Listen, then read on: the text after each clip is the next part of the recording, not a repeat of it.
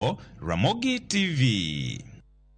Kingi Charles III kod minode Kamela e odiechieng' mar ariyo manotimo limbe kuonde mopogore opogore kaunti ma Nairobi kaendi. Limbe margi kawuono ne gilimo kar iko oganda mathoth manoiki moko kuom jo Kenya manokedo gi jowagunda.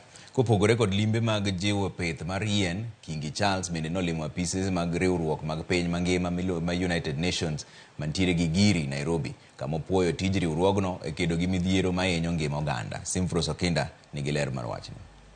E limbe margi mar odiechieng' mar ariyo, Kingi kod Malkia Kamila nodhi nyime kod limbe margi ei kaunti ma Nairobi.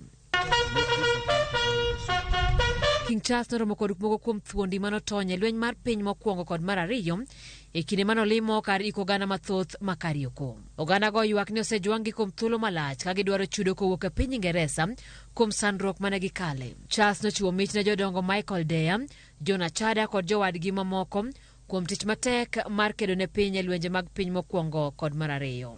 I was a PJI, parachute jumping instructor. Yeah. I dispatch the troops to go out, then I follow them, we go for a mission and do the things we want. We search for the enemy. When we get them, we clear them or we capture them. So that was our work, to defend the country. Jodongo koro dwaro mondo piny Ingereza chulgi kuom pek mane gikalo e kinde lwenjego. Wanakaa katika hali ya umaskini, wawape fidia, watupatie fidia nasi pia. Hiyo ndio ombi letu.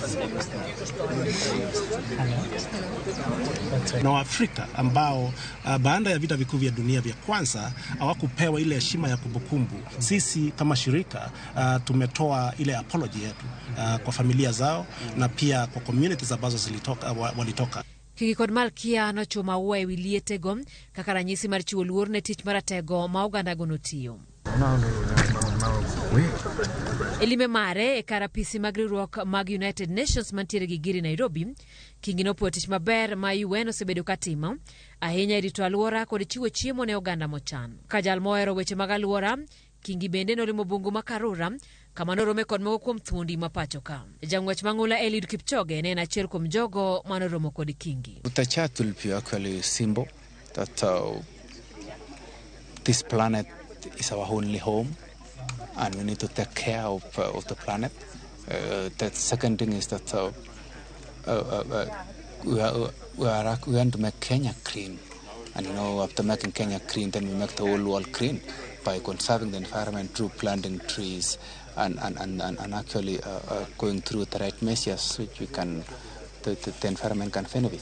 Jomatindo benene okowe chien kane giyudo thuolo mar chopo otegi e it Kingi. I want to plant a tree with the king to let him know that children also, they need their voices need to be heard, because they normally talk more about the youth and forget that they're children, because we the children are the ones who are suffering. We found this environment very littered, and who are suffering? The children. So we need support, we need funding. Kingi Charles III kod Malkia Kamila koro tieko limbe margi mar Rio, Nairobi ka kiny gichomo kaunti ma Mombasa.